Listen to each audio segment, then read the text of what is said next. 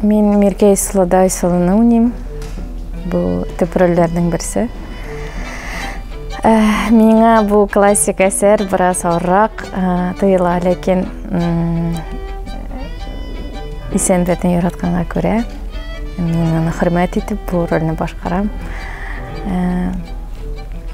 Қатлаулы іш, лекен әр қатлаулы іш ол ең қызықлысы бұлайынды. Шулайрақ. Партнерім Эмиль Талипов, оның білен ойнауыма бек шатмын. Шынки ол талантлы артистларымыздың бірісі. Бұл спектакльде бүтін труппа қатнашашақ, бүтіні біз бірге бір ғайлы болып, исен бәтіні сәхнеге мәңгірешек біз. Сізні премьераға шақырабыз 5-сі, 6-сі, һәм 7-сі, һәм 18-ші ноябрьде.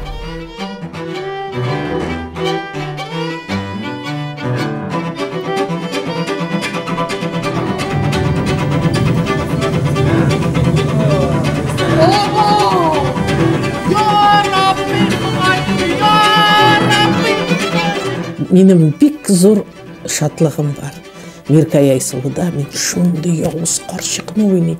Рахаттыланып тұрып, жайылып репетировать етем, барып шықса әйбәт болар еді.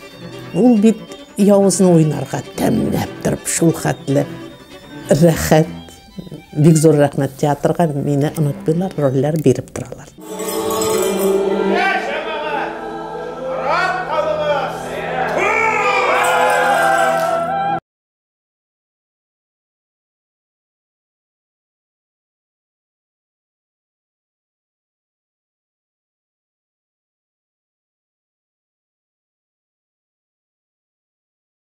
Миркей белән Айсылу спектаклендә мин Зәмир Дәүлия ролен уйнаячакмын.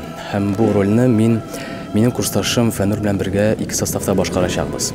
Шәхсән мин үзем инде күптәннән бирле бу мондый рольне уйныйсым килгән идем. Һәм инде минем хыялларымның берсе чынга ашты дип әйтсәк була. Чөнки бу минем беренче